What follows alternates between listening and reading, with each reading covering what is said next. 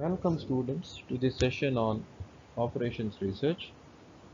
In this session, we will be discussing about queuing theory or the waiting line models. We see in our everyday life people waiting at service centers like say railway ticket booking office or a doctor's clinic, post office or a bank or say a petrol pump and many other places for getting service. We can give examples of various service centers which offer service to customers, and whenever the demand for that service goes beyond a particular limit, or when we say the demand on the facilities available is too much, the customers will have to wait, and hence the customers will form a queue or a waiting line. The problem now is to reduce the congestion and the delay in the service or the serving of the customer. So now the objective becomes the objective of the server of the organization giving the service. The objective now becomes to reduce the congestion and reduce the delay in serving the customer. Any unit that requires some service to be performed is called as a customer. The system which offers service is called the service facility, and all the customers arrive at a service counter and get attended by the servers. After the service is completed, we assume the customer leaves the system. So, the basic introduction in queuing theory or a waiting line models would comprise of customers, their arrival times, similarly the server and the service times or the patterns, the arrival patterns and the service patterns. Now let us see what are the different characteristics of a queuing model or a waiting line model.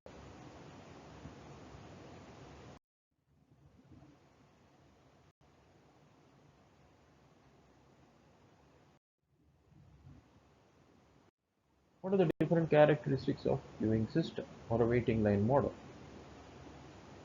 Generally, a queuing system can be described by the input, which is the arrival pattern, the service mechanism or the service pattern, the queue discipline, the customer's behavior, and the state of the system, the transient or the steady states. That is the characteristics of the system. It's a system characteristic. Let us see what each one of these means. The first characteristic is the arrival pattern or the input. Now the arrival pattern is described in terms of probabilities and consequently the probability distribution for inter-arrival times, that is a time between two successive customer arrivals. So always the arrival pattern is described in terms of probabilities, and the probability distribution for the inter-arrival time, that is the time between two successive customer arrivals, must be defined. So the probability distribution must be defined. That is the time between two successive arrivals of a customer should be defined. Usually, when we deal with the queuing systems, we assume that the customers arrive in Poisson fashion. We assume that the customers arrive in Poisson fashion. The mean arrival rate or the arrival pattern is usually denoted by lambda. This is very much essential for us now to find out uh, the intensity, the utilization factor or the traffic intensity of the utilization factor of a particular system. For how much time, or what is the probability or the percentage of the time that a particular queuing system is busy or is idle. So one very important characteristic to understand is one very important characteristic of a queuing system which we need to understand is the arrival pattern. So that is denoted by lambda. So that deals with the arrival, customer arrival, and it is denoted by lambda. So the arrival pattern is denoted by lambda.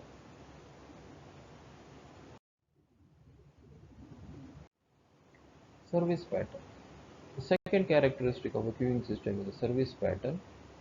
If the number of servers are finite, then the customers are served according to a specific order with the service time as a constant or a random variable. However, in practice, the distribution of service time is exponentially distributed, or it follows the exponential distribution. If the number of servers are finite, there is a finite number of servers, say for example counter 1, counter 2, counter 3, which are finite in number, and the customers are served according to a specific order with the service time as a constant or a random variable.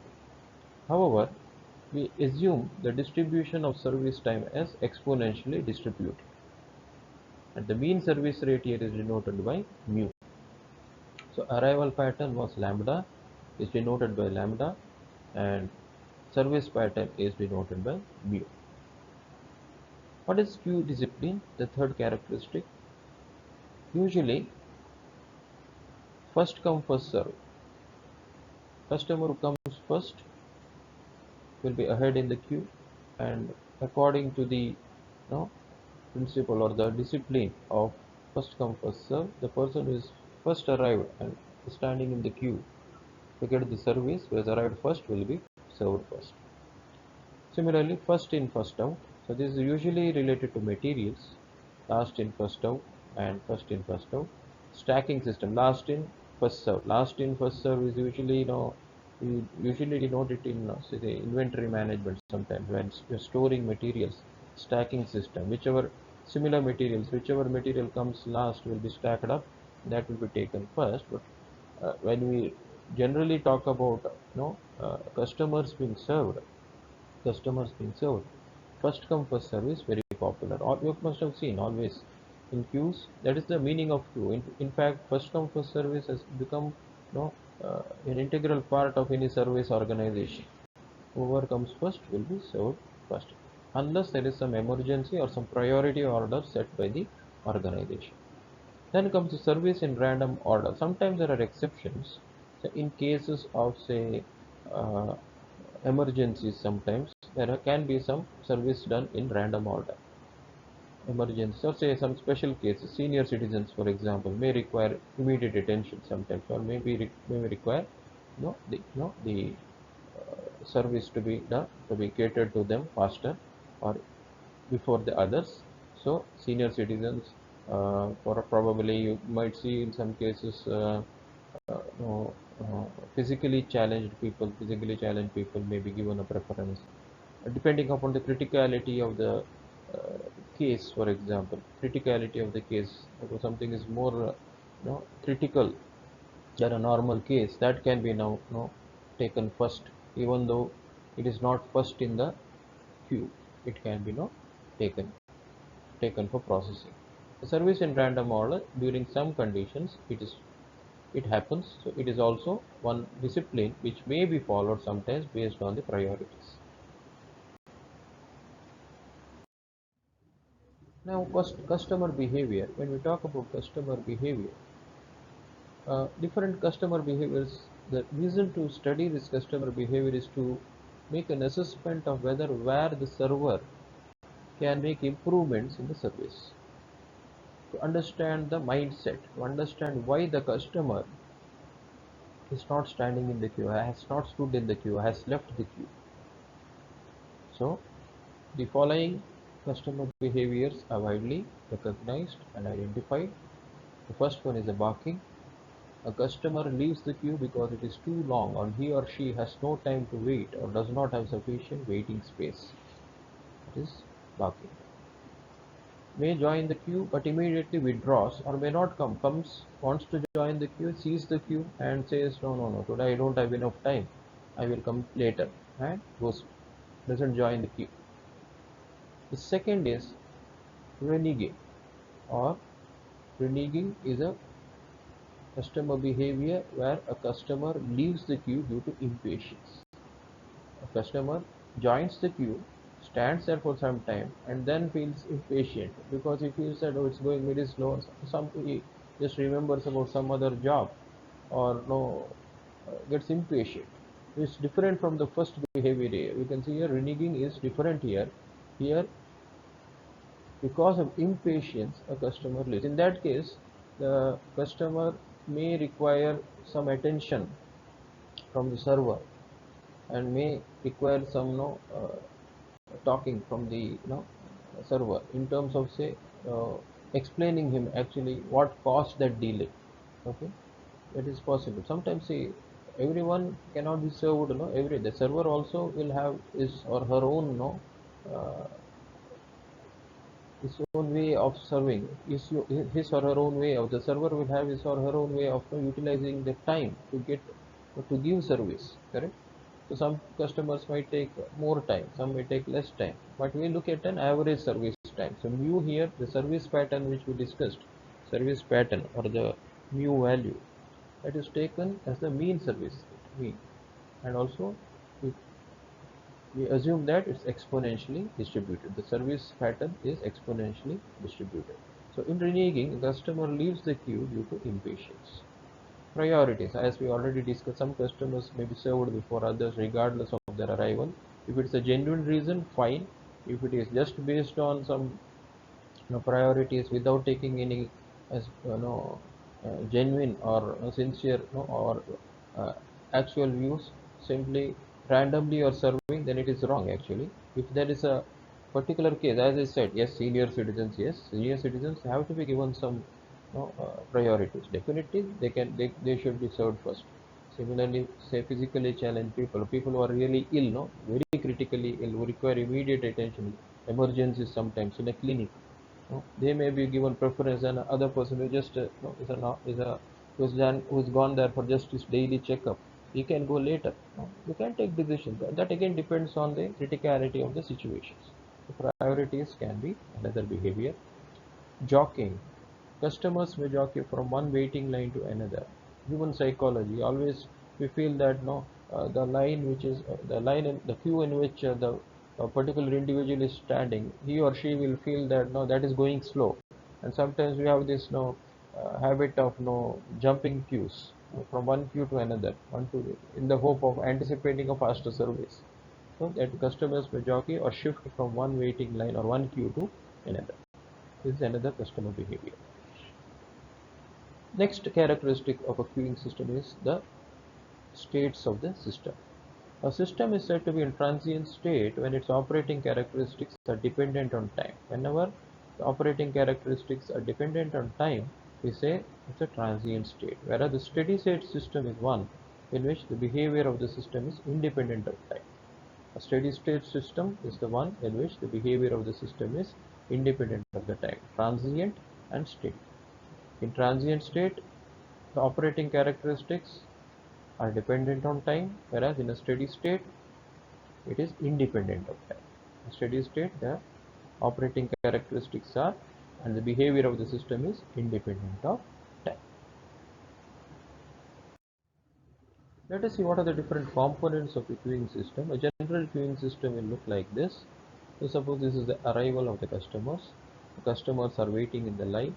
Unit is being served. Unit here refers to a customer. A customer is being served, and the customer is leaving the queue after the service. Now, the arrival process or the length of the queue will be the number of people standing in the queue. Number of customers standing in the queue. Now, this is the server, and if a customer is being served, the customer who is currently at the counter and is being currently being served is not included in the queue. So length of the queue refers to the number of customers waiting in the queue or the waiting line who are yet to reach the counter. Whereas a system here refers to The number of customers standing in the queue plus the customer who is being served. So the system length is always the queue length plus the number of customers being served at the counter. Please remember the system length is length of the queue or the queue length plus the customer who is being served. This after the service is over, the customer leaves the service. The customer leaves the service. Let us now see what is traffic intensity or utilization factor. We denote it by rho. So rho or the utilization factor. Rho or the utilization factor is lambda divided by mu. It's the ratio of the mean arrival rate and the mean service rate. That is, traffic intensity is equal to mean arrival rate, that is lambda, divided by the mean service rate mu. So rho or the utilization factor or the traffic intensity is lambda divided by mu, where mu is greater than lambda. Always mean service rate is greater than mean arrival rate. Hence rho is always less than 1. Hence rho is always less than 1. In most cases it is less than 1. It cannot be more than 1. It is less than 1. So rho is always, or the utilization factor of the traffic intensity is less than 1. Now let us see the representation of queuing models. Kendall's notation for representing queuing models. Any queuing model will be expressed or will be using a notation in this particular form. There are 5 different elements here. The first one is, suppose it's denoted by small a. First, always we will be representing a queuing model with its inter-arrival time distribution or the probability law. So inter-arrival time probabilities, which particular distribution it follows? A. B. Probability law according to which the customers are being served. C is the number of channels or servers in the service station, or the number of channels. How many servers are there? It is a single server or is it multiple servers? D is the capacity of the system, whether in terms of customers it is finite or infinite, limited or unlimited, finite or infinite. E refers to the queue discipline, what we have already discussed. FCFS, LCFS, SIRO, all these things. So A represents the probability law for arrival time, B represents the probability law for the service, C represents the number of channels of service or the servers at the service station, D is the capacity of the system, whether the customers are limited or finite or infinite, and E is the queue discipline.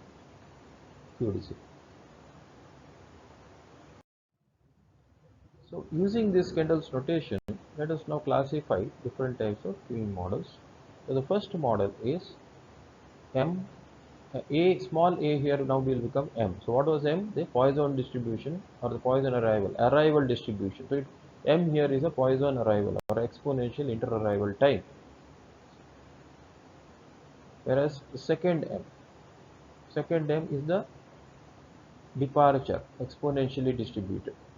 Arrival rate is M, denotes the Poisson arrival, exponential inter-arrival, Poisson arrival. Second M denotes the service, again exponential.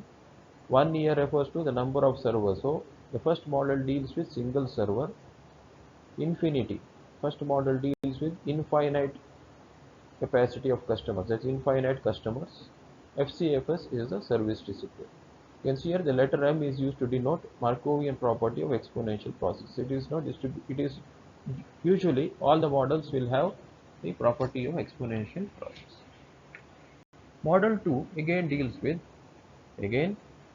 arrival rate, Poisson arrival, service rate exponentially distributed, single server, but finite customers. The difference between model 1 and model 2 is only this. All other things are same. Here it is finite, number of customers is limited or finite and will not exceed n. It should not exceed n. It should not exceed n. N is the maximum number. N is the maximum number of customers that is permissible in the system. So it is countable. It is finite. Whereas in the first model it was infinite. Capacity, number of customers, infinite customers. Whereas in the second model it is finite, but it should not exceed n. Maximum it can go up to n. Model 3, again arrival rate is Poisson distributed, service rate exponential. S here, multiple service channels. S refers to multiple service channels. The previous two models were single service channels. Model 3 and Model 4 are multiple service channels. Again, infinite capacity, FCFS, discipline. Model 4, again MMS, that is arrival rate, Poisson distributed, service rate exponential. Again, multiple servers like Model 3, Model 4 is also multiple servers, but again it is limited, that is the number of customers or the capacity is finite, it is finite, and again discipline is FCFS. Now the maximum number of customers in the system is limited to capital N, where capital N is greater than or greater than S. So number of customers, finite number N, should be always greater than the number of servers, should be greater than the number of service servers or the service channels. So these are the different classifications of queuing models, and using all these basic characteristics and the representations, we will take up some numericals. First, we will discuss about some measures of queuing models and take up some cases, some numericals, apply those measures, solve the problems of queuing models. So in our next session, we will be discussing about the different measures of queuing models and how we apply these measures to specific cases given to you, specific problems, apply these measures and solve the problem. Thank you.